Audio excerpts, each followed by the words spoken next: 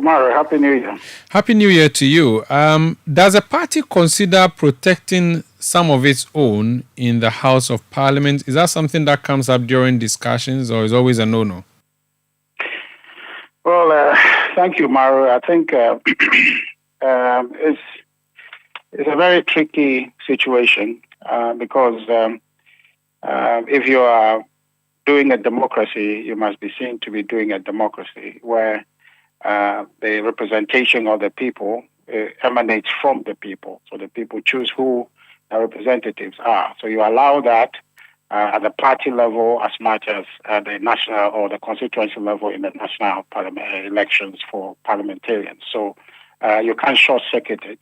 But what other people have done in other places that people are referring to is that they have a rating system. They have a performance measurement system, which itself results from the people. So it's internal party polls that the party would undertake to assess the constituent satisfaction and appreciation for the MP's work.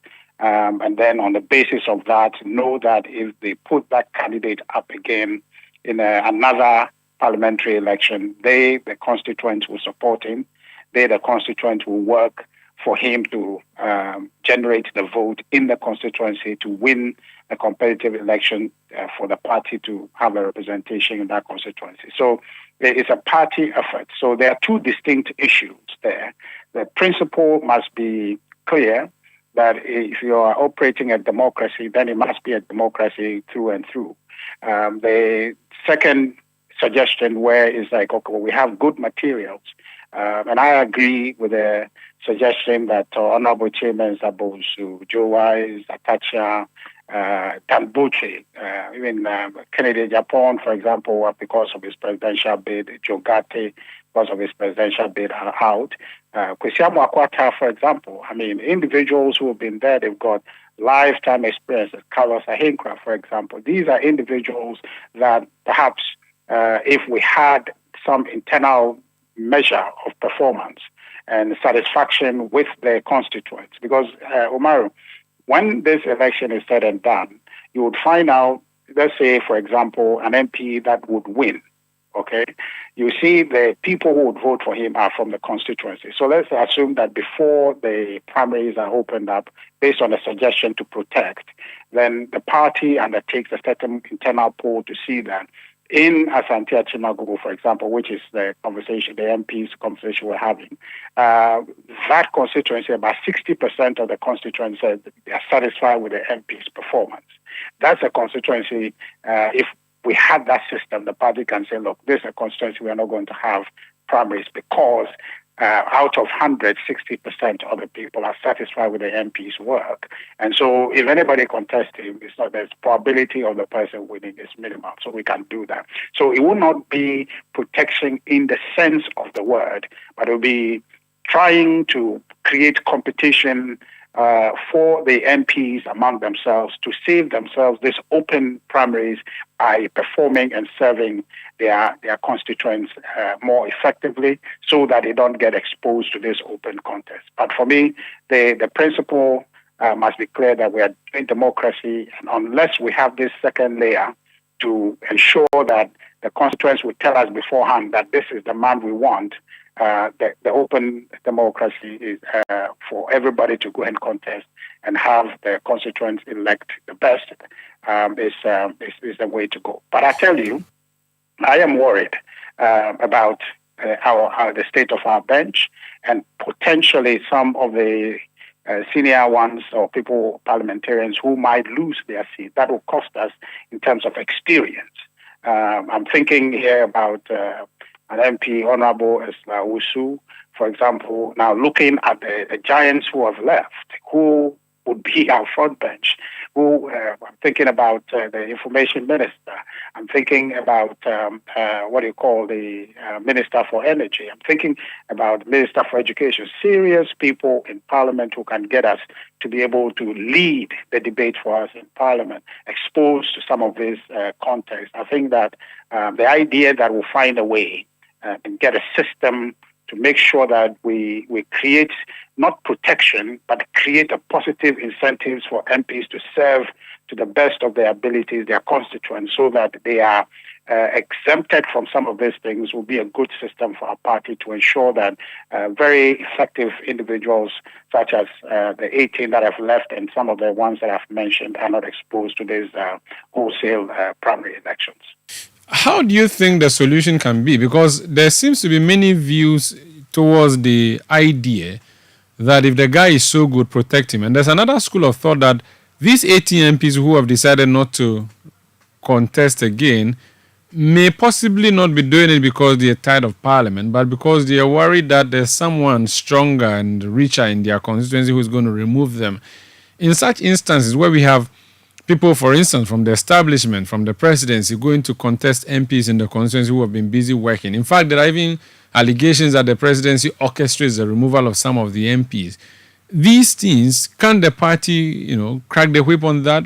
Do you care who is going to replace who? For instance, or say Chairman Sabonsu, longest serving currently, decides not to go.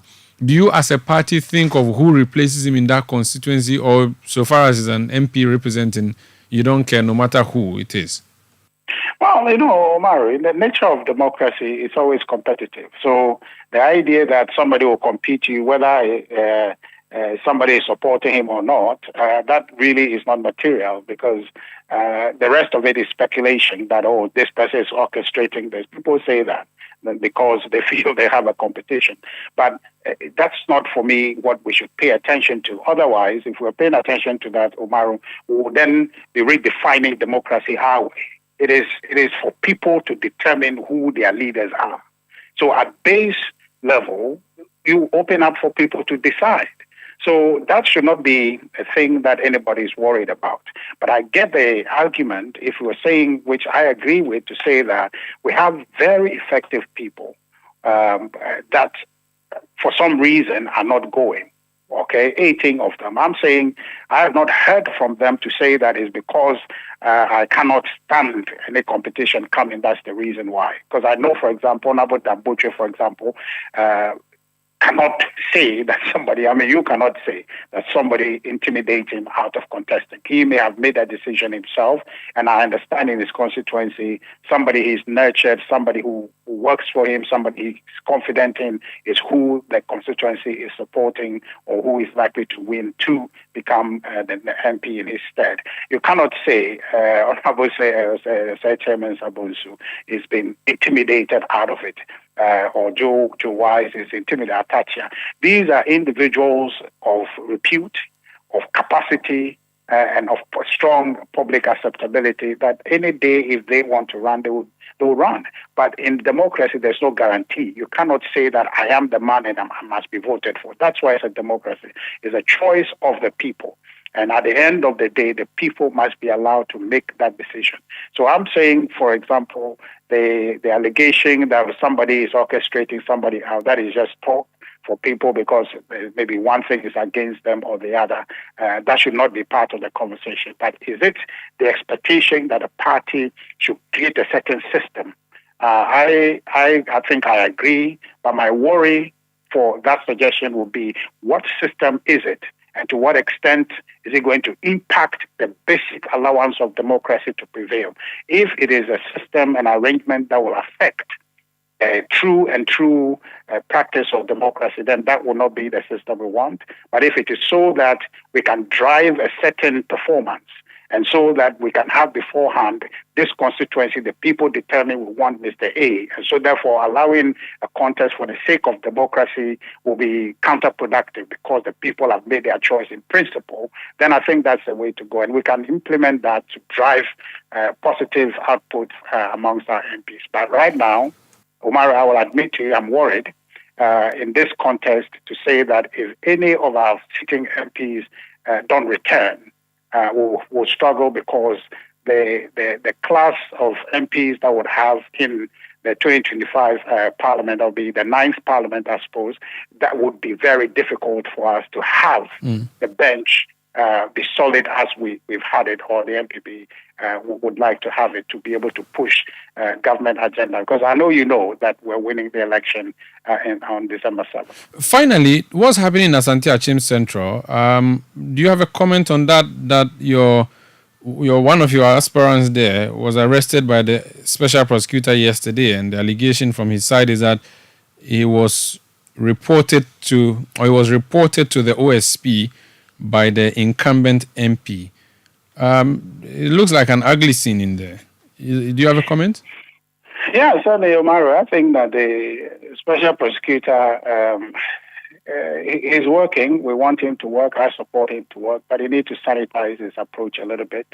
The days where these kinds of siege attack and the rest of it is in the past. It's a democracy. Invite the gentleman, he'll come.